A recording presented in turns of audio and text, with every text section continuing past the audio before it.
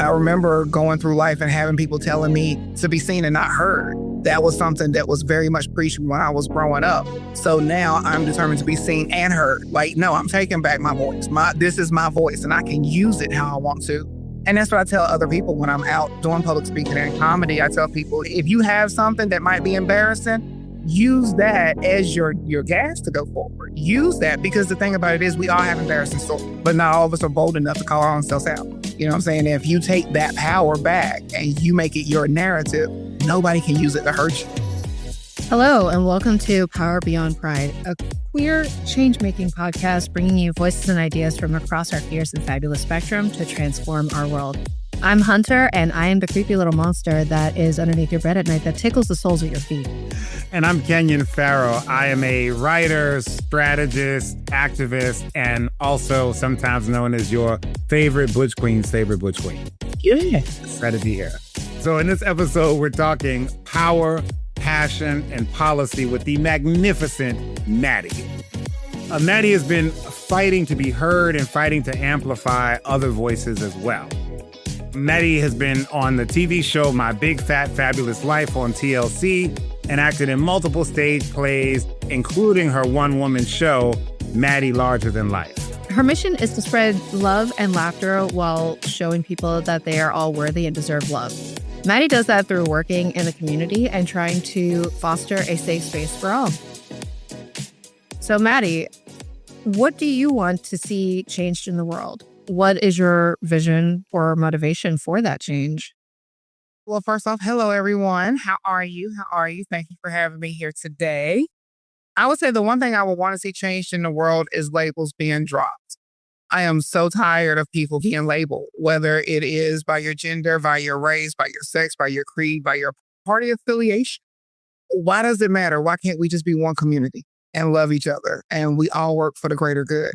I think my strategy to seeing that come to fruition is by just creating that space, or trying my best to continuously create spaces where people can be seen and heard. Because I think a lot of times when we try to categorize things or when we try to make things specific, a lot of times people feel not heard and not seen or left out. And if we just create one general space, then everybody can be heard in their own way. How do you feel your queerness has informed and impacted your movement work? Honestly, I think it has actually given me the ability to do more active work, because when I think of queer, I think of, for me, queer as being different and having the audacity, and the boldness to be different. And so with that, it has allowed me to stand in spaces that most spaces probably wouldn't be accepting of me if I cared more about what people thought, or if I tried to conform to what the world thought I should conform to. So, because ironically, I remember growing up, everybody thought I was going to be a pastor. You too? Me too. I think they say that to every gay little boy. I'm so sorry, but I really don't think that's all over me. They want you to testify, but not in the way that you want to testify. Beauty of it, though, I did not realize at that age, like it hit me now, that I may not be a pastor, but I'm still a minister. And that is because I'm still spreading a good message of peace, love, and joy. I'm still ministering to people that no matter what, who, when, where you are, you deserve a space to know that somebody loves you, if not everybody. So I do believe it's still a form of ministry, but if I wasn't queer, I don't think I could have gotten the same message across. I think you're still providing that testimony. You're a living proof and testimony in that respect. I'll try to be. I mean, I was actually talking to a friend about it. I think it was like a week and a half ago. I was talking about it and I was telling them, I'm like, I used to think, what if? That whole dreadful what if? What if I was born a girl? What if I was born not a gay, trans, beautiful, mutant person? What if I was just a heterosexual person? What if I was just, and that's nothing against my heterosexual people. I love y'all too. I say y'all can't be special. But what I'm saying is, what if? And then I got to thinking, that's the beauty that I love about God, that I still have my relationship with God, that He said the least of these. I will use the least of these to get my point across. So when people make a comment and say, you strayed away from the path, how do you know? How do you know God didn't create me this way so that I would be a conversation starter? How do you know God didn't create me this way so I could be a vehicle for change? Because if I walk like you and talk like you, then we wouldn't change nothing. So that's the way I look at it. That just gave me chills. Wow. Yeah. So, what are the ways that you are, inspired to do your work, as a kind of change agent to transform the world? What inspires you? And what do you think that you use and draw from to inspire other people to transform? I would definitely say comedy is what I use. But I think comedy is universal because it gets everybody out of their head. My motto is if I can make you laugh first, I can feed your soul secondly. So Right. that way, if I can get you out of your head and stop thinking about the pretenses of what we're going to discuss, then I can go ahead and just feed you without you even realize you eat my food. But I draw off of that. And also I draw off of my own life. My life has not been easy. It's funny. I get called the rich auntie now, and most people don't realize I'm broke as a joke, but it's all good. I look good while doing it. But I use that. I use those moments in my life, being diagnosed with diseases. And at 10, I was diagnosed with Crohn's and given 6 months to live. And I'm 40 this year. Using the time where I was raped and molested and trying to figure out how do I stand from that, or being in my teens and being raped again. Most people don't realize that trauma that you go through, it shows up in every aspect of every season of your life. Also, coming from a Black family and a Southern family, I remember having conversations with my mom about being raped and molested. And the stigma around it was, well, we don't discuss it in public, and it's just like, but why do we keep those things secret? You want me to be gay, but not too gay. Be happy, but don't be flamboyant. Be loud, but don't be too extravagant. And why do I? Why do we cap it all? Because sometimes you might need to be that extravagantly flamboyant, happy person that's suffering from PTSD of trauma that hasn't been put on them environmentally throughout their life just to cope to get through the next phase of your life. But if we keep telling people to stop, then how do they make it? I hope that answered the question. Beautifully. Yeah. On those same lines of like, how do you transform those experiences that are like, without a doubt, those are traumatizing experiences that can really manifest in negative ways for folks as a means of coping, and especially for Black Southern folk. We don't talk about it, or we keep it bottled up, or we're trying to make ourselves as kind of like up against the wall as possible so that we're not standing out too much. So I say all of that to ask, how have you been able to transform that into something that is a mechanism for change? And also, how do you use those experiences to grow into who you are?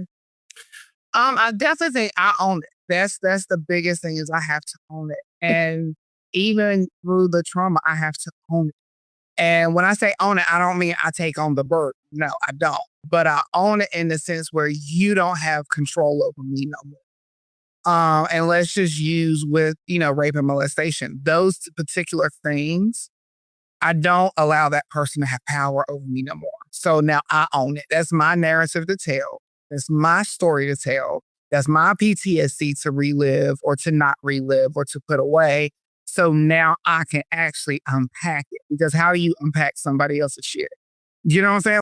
But you have to be able to own it. So that's one of the ways that I take those negative moments or negative things in my life and turn them into positive forces for change is I take back my ownership.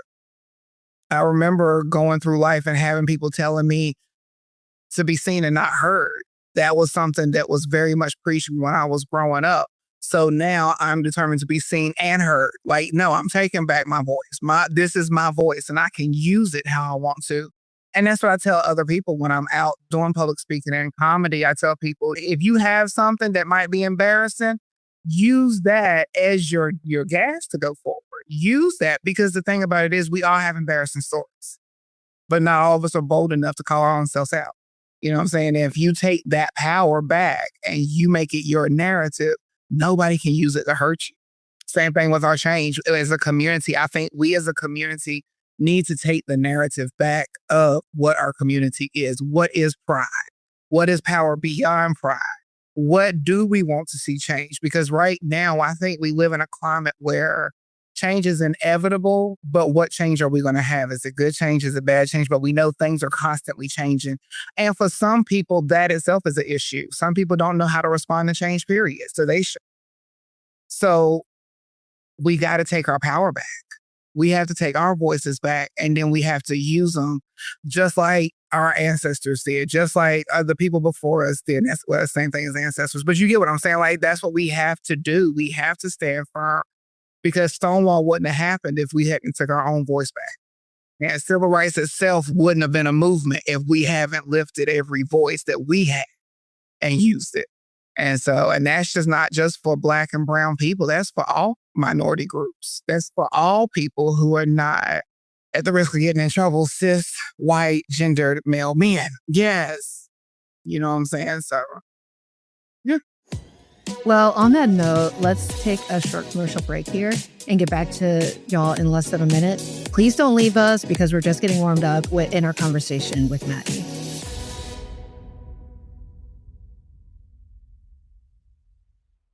And we're back. Thank you so much for listening. And hello, Mattie. I know that earlier in our discussion, we had started the conversation around faith and spirituality and the intersections with queerness. And I mean, I can see so much, and even just what we've discussed so far, that there is a lot of spirituality and a lot of faith that you still hold very deeply. And I want to honor that. And let's have a conversation around that. I love it. I definitely feel like that's one of my missions, is to teach people, or not even teach people, but just show people that you can have a relationship with God regardless. One thing. That's it. Like, you can have a relationship with God regardless. He created you. I didn't create you. Times Magazine didn't create you. Wall Street Journal didn't create you. You are not a cosmopolitan split out. God created you. So you can have a relationship with him. And I think we get the church, let me put it like that. The church has made such a stance on division when there was never no division in the first place. You know, like, God said, come as you are to everybody, right? We are all his children. So for me, faith is always going to be really high inside me, because I was taught, I think that's my safe place. Even though me and the church had a falling out, my alone time with God in the garden is my safe place. That's where I go to get rejuvenated, is solidarity with God. And I'll just ask you too, a follow up from that. Like, how do you think things in the kind of, larger culture, or just within the kind of Black community and faith, has evolved around, trans issues, around, queer people in general? Do you feel like things have gotten better? Have they gotten worse? Is it mixed? Growing up in the 80s in the church and the 90s in the church, and I grew up United Methodist. So I count myself a blessing, because of the fact that the United Methodist is one of the most progressive when it comes to church, religion, and faith.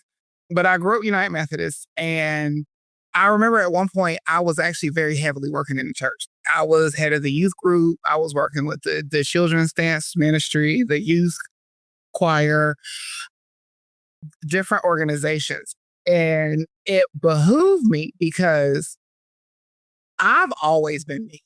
I've never changed who I was.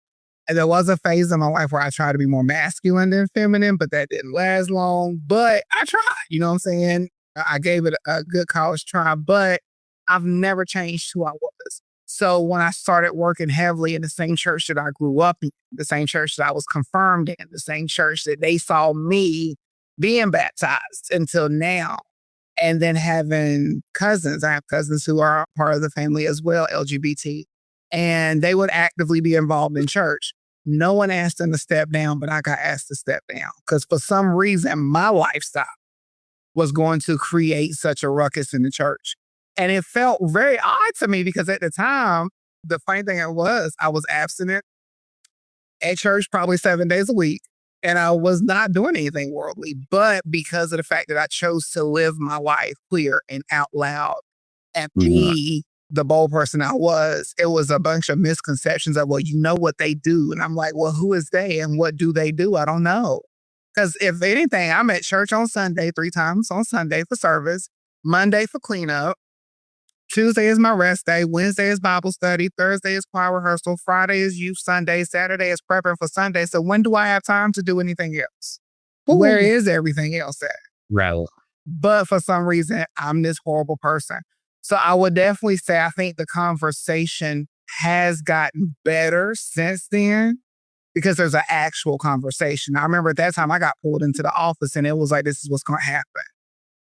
And there was no discussion around it. It was no, how do you feel about your faith? Where do you feel like you stand with God? What do you want out of your faith? None of that. Whereas now I do see in churches, and predominantly Black churches, I will say that, where there is a discussion happening. It may not always be the best discussion, but we're starting to talk. I think that's the beautiful thing about it. Mm-hmm. Oh my gosh. So what else is on your schedule right now? What else are you doing? Trying to sleep. Because I mean, like, yeah, I was going to say, do you sleep? No problem. I would never say trying to sleep. So I have been writing a book for 40 years. I'm telling y'all, like it literally took me 40 years to write this book. But I have a book that hopefully, by all intents and purposes, will be out this year. That is the culmination of my 40th birthday, about my journey, my life, and I'm loving it. When I tell y'all, it has been such a journey writing this book because it has made me cry all over again, made me laugh all over again. I had to go back, and this is to answer your question earlier, Hunter, how do I stay in the moment? I had to go back and ask forgiveness again from some people and offer forgiveness to some people because I thought I was over some things, and I realized that writing this book that, yeah, no, I'm still mad as hell, and fuck your motherfucking ass. I don't want to talk to you no more. Like, I still have those moments. So it's been very cathartic. I get it. I definitely understand it because I had to ask myself for forgiveness. I think that was the biggest thing. I had to ask myself because for so long I have tried to keep such a strong persona because I've been keeping, this is going to get deep, but keeping so many secrets together, my secrets, other people's secrets, and trying not to shame other people. Because I think that's the biggest thing that I suffer from. And a lot of people I know in our community that do suffer from is that we're naturally shamed on so many levels that I don't want to in turn shame somebody else. So even though you may have mistreated me, I didn't out you or say anything because I thought I was protecting you from being shamed. And I had to realize, no, that's not my job. That's not my job. And I had to ask for forgiveness for myself. I dedicate the book to my mom because she passed away 6 years ago. And so she left me with a beautiful golden nugget to start writing. And literally, we were having a conversation. I make a joke about it now. It's not funny at the time, but it's funny now. We were having a conversation and her exact words were, I'm going to take a nap because I'm tired and we'll finish the conversation. And then she proceeded to go into a coma, never waked up. So literally, she left me with a cliffhanger. So I was like, well, it's time for me to figure out what she meant by that. And it was time for me to dig into me. And so writing a book, I am definitely getting back into acting. I miss acting and doing comedy. That is my first passion. That's my outlet. I know we talk about therapy, and I think therapy is a good thing, but my therapy is standing on stage and letting it all out. Telling everybody, I do not mind, because if I tell you my business, Wendy Williams and the rest of them can't use it against me later on. You know what I'm saying? So yes, most definitely keep looking out for that. Like I said, I got a book, the podcast that we're doing now. I'm grateful for it. And I have some auditions coming up. So I'm definitely looking forward to that, and been playing around with the idea of becoming a lobbyist. But that's another conversation for another. Okay. Hello. Yeah. Maybe I'll see you in the ether and being like, so who are we arguing for today? Hello. Corridors, honey. We got to get in them corridors. Because that's what the conversation is. That's what the conversation is. We can sit out here all day and have conversation. But if we're not in the room having conversation and effective change in the room, then what's the purpose of having conversation? Or just the intent of rebuilding the table instead of always asking for a seat. Let's rebuild it. Mhm. And I think that also includes having that representation that maybe we didn't see Mm-hmm. and being that representation. That's why I love that I live in the age where Sarah McBride can be a congressman. I love Love it. And let me tell you something. One thing I love so much, and I not plan on giving her a shout out, but go on, girlfriend. I love that when they come at her, she don't even flinch. She don't care. She don't. Yeah. I love it. I love it. I love how unfazed she is, Mm-hmm. or at least that is how she shows up in the spaces. I don't want to speak for how she feels, but I do want to say that it's inspiring Mm-hmm. to show that she shows up every day and comes with the same message of, no, I deserve to be here, because she does. And I hope that there's other little inspirational moments for people to see that. And they're just like, you know what? I could do that. Because I'm a big girl, but I'll be the first one to tell you, I am very blubbery. I cry at everything. And when she got announced, I sat at my house and I bawled. I was so happy. I had chills. So happy. Chills. I remember calling my cousin and she was like, well, Helfer, you think you won the Congress seat? I'm like, I did. I'm That's right your there point. with it. I may not live in Delaware, but I will be one of your constituents. Yes, I will. So yeah. Yeah, this opens up so many avenues. I love to see this evolving even in the landscape where we're not supposed to be visible, I guess. Mhm. But I want to see those changes for folks. And that also sometimes means that we have to walk into those spaces and be that inspiration or be that testament. Hello, again, for people that want that visibility and may not know that you can have these things. Yeah, and to that point, what would your advice be to other people, trans experience, queer folks, Black folks, whomever? What would be your advice for people who want to make change, want to feel like they're a part of change making as activists, as artists, as what have you, but don't quite know how to get there? What would you tell those folks? I'm a big mama, so I'm going to break it down the best way I know how. They not going to like you, babe. They not. If you can get past that, then you can fight any battle that comes your way.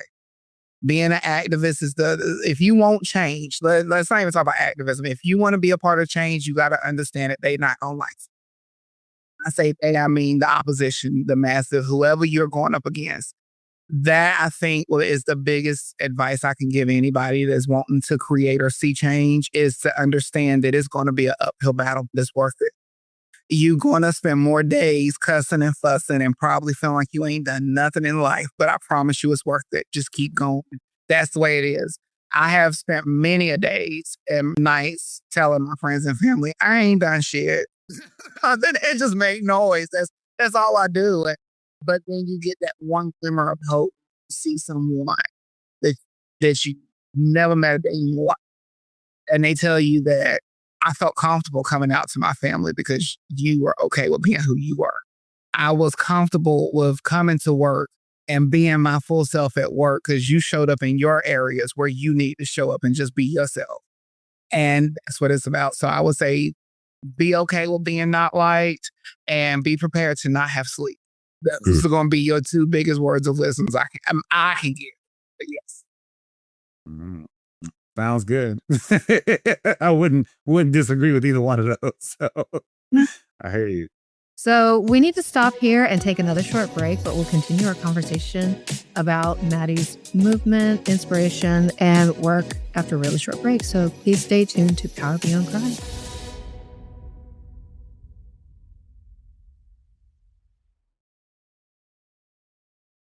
All right. So first, I just want to thank you so much for joining us today.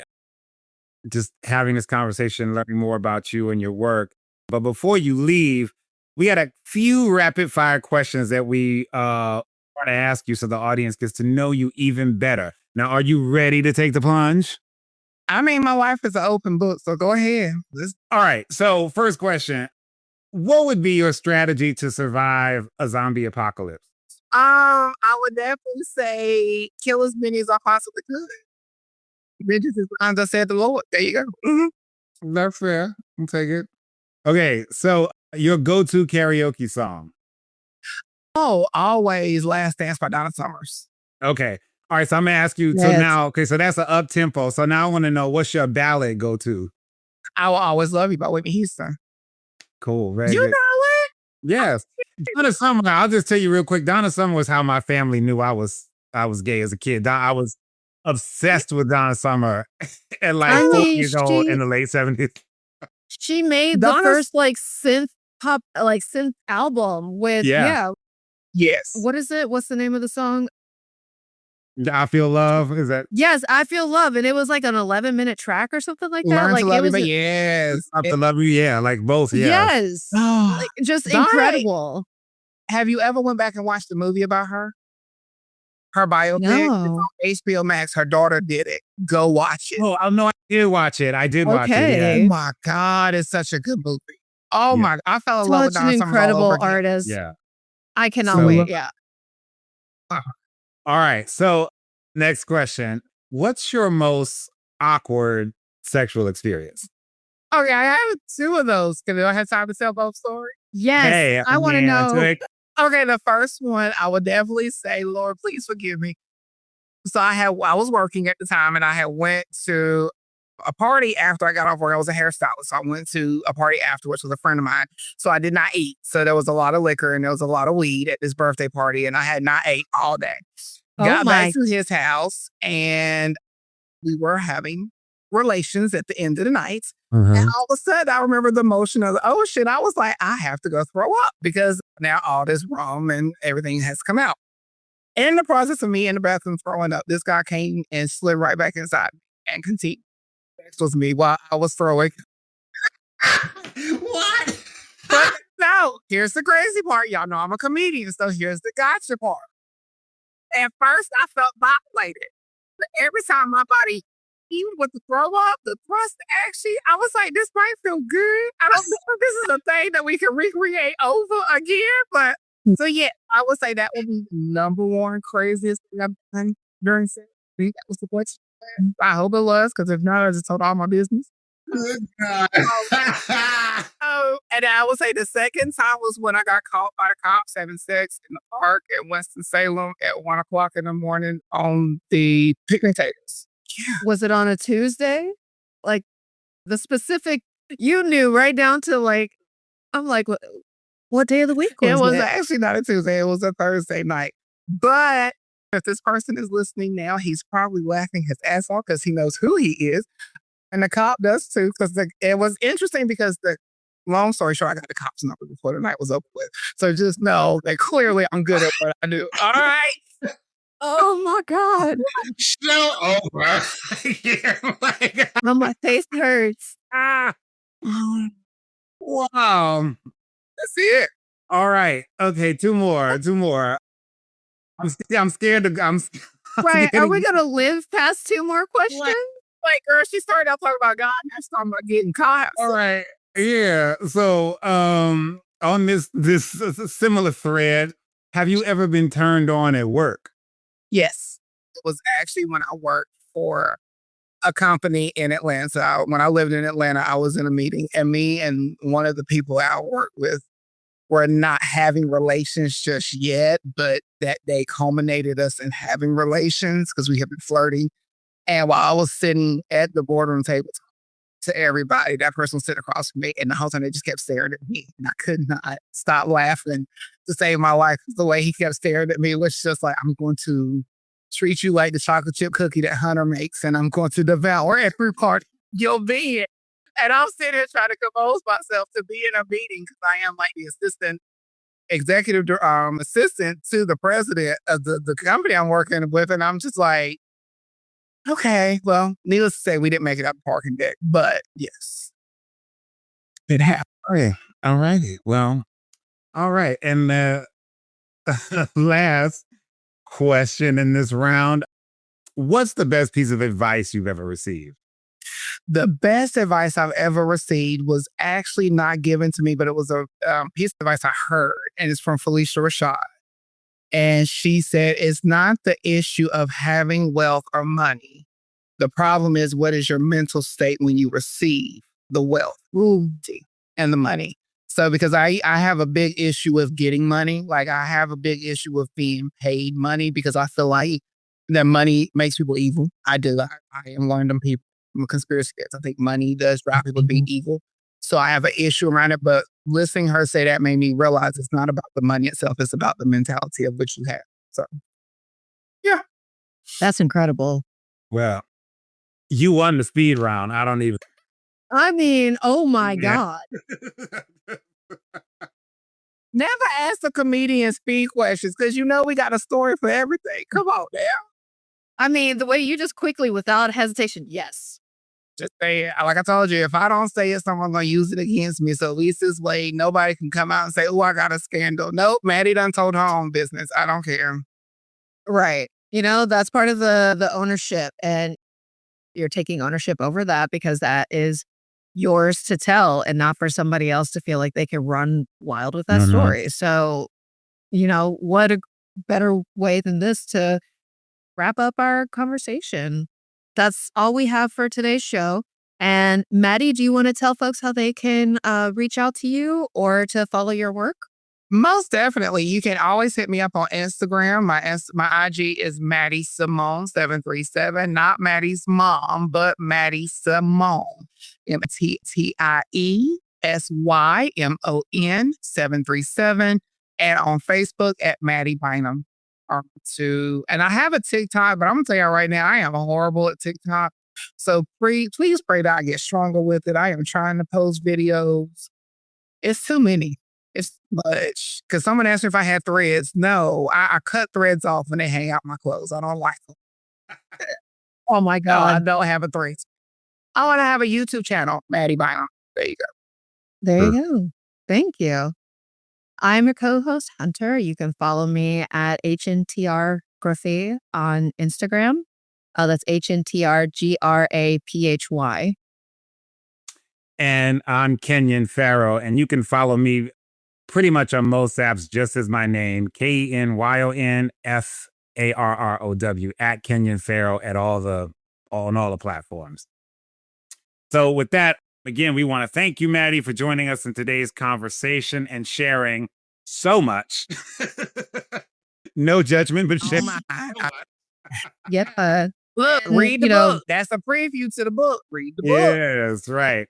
And so just for the audience out there, remember to subscribe and get your friends, call the homies, call your boos, your bays, your side pieces, everybody to subscribe to Even Power your mama, Beyond your daddy. Pride. Yes.